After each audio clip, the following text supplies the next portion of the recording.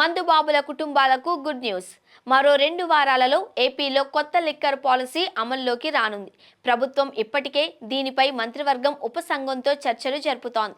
ఈ నేపథ్యంలో ప్రభుత్వం వద్దకు మరో కీలక ప్రతిపాదన వచ్చింది. అక్టోబర్ 1వ తేదీ నుంచి నూతన మద్యం విధానాన్ని అమల్లోకి తెచ్చేందుకు ప్రభుత్వం కసరత్తులు చేస్తోంది.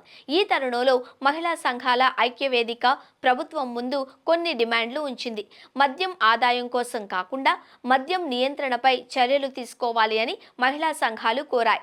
దీంతో పాటుగా ప్రభుత్వ ఆధ్వర్యంలోనే మద్యం దుకాణాలు నిర్వహించాలి అని డిమాండ్ చేసింది. వీటితో మరో కీలక డిమాండ్ను ప్రభుత్వం ముందుకు తీసుకొచ్చింది. తాగి ఎవరైనా చనిపోతే వారి కుటుంబంలోని మహిళలకు ప్రభుత్వమే పరిహారం చెల్లించాలి అని మహిళా సంఘాల ఐక్యవేదిక డిమాండ్ చేసింది.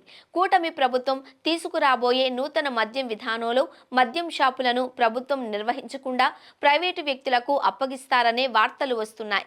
ఈ నేపథ్యంలో మద్యం దుకాణాలను ప్రభుత్వమే నిర్వహించాలి అంటూ మహిళా సంఘాల ఐక్యవేదిక డిమాండ్ చేసింది. మద్యం షాపుల నిర్వహణ ప్రైవేటు వ్యక్తుల చేతికి అందిస్తే వీటి లైసెన్స్ ఫీజుల ద్వారా ప్రభుత్వానికి 2,000 కోట్లు ఆదాయం వస్తుందని వార్తలు వస్తున్నాయి. దీంతో ప్రభుత్వం ఆదాయం గురించి కాకుండా మద్యాన్ని నియంత్రించడం మీద దృష్టి పెట్టాలి అని డిమాండ్ చేశారు.